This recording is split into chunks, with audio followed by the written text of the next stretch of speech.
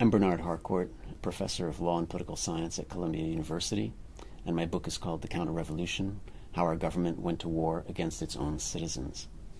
And what I try to do in the book is I try to understand all of these different troubling events that we've experienced recently, like the torture at Abu Ghraib and the indefinite detention at Guantanamo Bay and the Muslim ban that we've just put in place and the militarized policing of protesters. And a lot of people think that those are just separate events and they're not connected. But what I try to show in the book is that they form part of one coherent mode of governing. I call it a counterinsurgency warfare paradigm of governing. And that what's happened is that the United States developed this for colonial populations abroad, but that we've brought it back home and we're starting to govern our own people, our own citizens, through this counterinsurgency model. It's not an ordinary counter-revolution. We've seen counter-revolutions before. It's a new counter-revolution because there's no revolution. So it's become a mode of governing without the object that kind of triggered it. And that's what's so perplexing. There isn't an insurgent group in this country.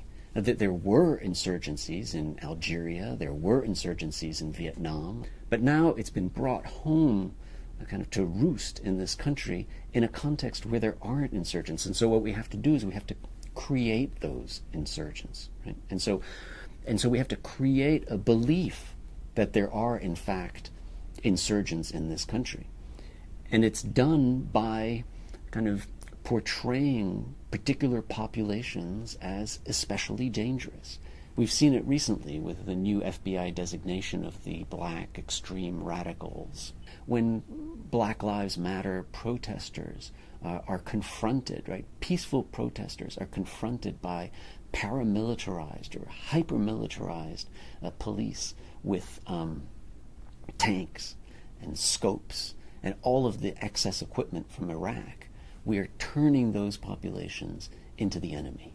It's important to understand that we didn't start domesticating counterinsurgency with Trump.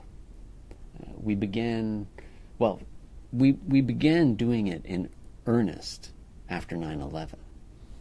Before that, we had these small episodes of domesticating some counterinsurgency. So COINTELPRO in the 1950s and 60s, or the repression of the Black Panthers in the 1960s, those were forms of counterinsurgency warfare, but they were these isolated moments.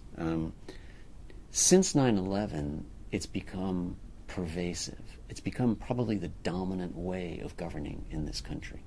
And it started, we saw it with the NYPD and its mosque crawlers and mosque informants and sending people into mosques without any suspicion whatsoever, without even any reasonable suspicion. We saw it as early as that in terms of kind of trying to get massive interviews of Arab Americans and those other policies that were starting to turn Muslims into an internal enemy.